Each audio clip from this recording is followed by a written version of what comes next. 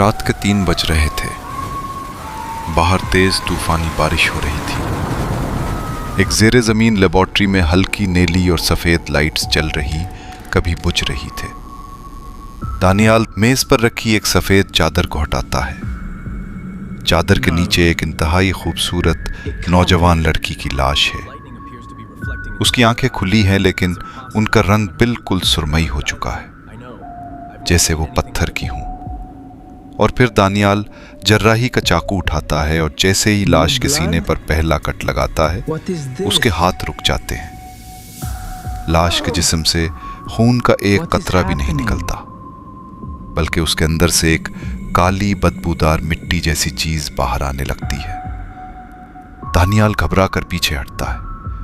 फिर वो चिमटी की मदद से उसके मुंह के अंदर देखता है तो जबान के नीचे एक पुराना जला हुआ कपड़े का टुकड़ा मिलता है, जिस पर कोई कदीम शैतानी जादुई निशान बना होता। अचानक लैब की तमाम लाइट जोर से टिमटिमाती है। कमरे का दर्जा हरारत यकदम गिर जाता है, यहाँ तक कि दानियाल के मुंह से भाप निकलने लगती है।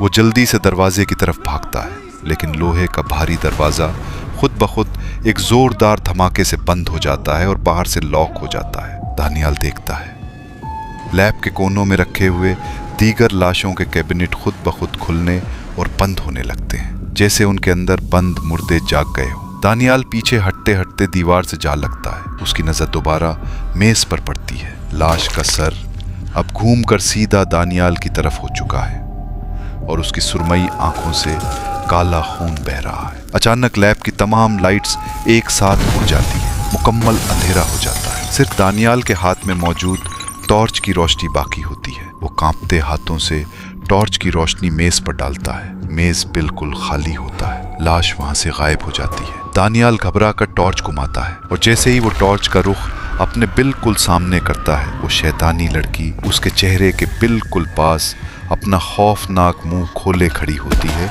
और कैमरे की तरफ झपटती है। फिर सब खत्म हो जाता है।